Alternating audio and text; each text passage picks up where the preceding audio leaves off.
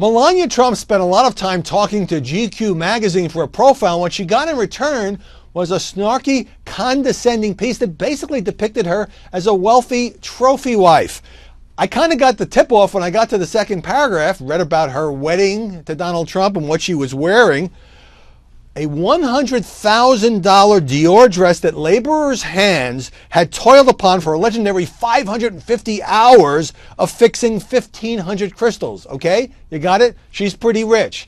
And it seemed like the author was very frustrated with Melania because she didn't really have much to say politically, because being involved in politics is not really her thing. She doesn't make any bones about that. I've met Melania Trump a couple of times. She is a very savvy lady, a classy lady, but she is not somebody who seeks out the spotlight. Her role is to be a mom and to support her husband. What's really controversial about this GQ piece is how far it dug into the family background of Melania Trump. Remember, this is a woman who grew up in Slovenia, and what the piece reports is that her dad, before she was born, before her dad even married her mom, he had a girlfriend who got pregnant. There was a paternity dispute, and Melania's father wound up having to pay child support for this son who was born, a guy who she has never met and has no involvement in the life of the Trump family, and hasn't even tried to capitalize it all on the fact that Donald Trump and his wife Melania are very, very famous and could be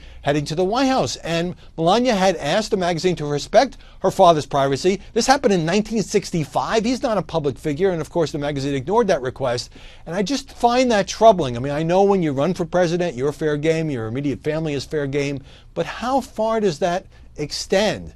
And it seems to me that it's almost as if because Melania wouldn't play the game, because she didn't have anything particularly controversial to say about her husband or about the presidential politics, that therefore that almost gave GQ license to depict her. I mean, there was a blind quote from one of Melania's friends like this, you don't need enemies, who said, you know, she's not stupid.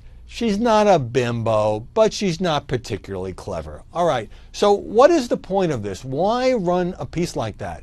To get buzz for GQ? You know, there was some good reporting in this piece, and she was depicted as a good mother, but the combination of these things led Melania Trump to do a Facebook post saying that the media are being dishonest, and this was disingenuous reporting. It contained a lot of inaccuracies. I don't know about that point by point, but clearly she is aggrieved and offended by sitting down with a magazine for one of the first full-length profiles that she is cooperating with as a potential first lady as her husband gets closer to the nomination.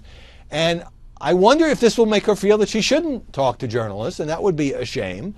But it also kind of reinforces the notion that the media elite kind of look down their collective nose at this woman who was a model, who wants to be a mother, who obviously is part of a wealthy family, who's quite beautiful.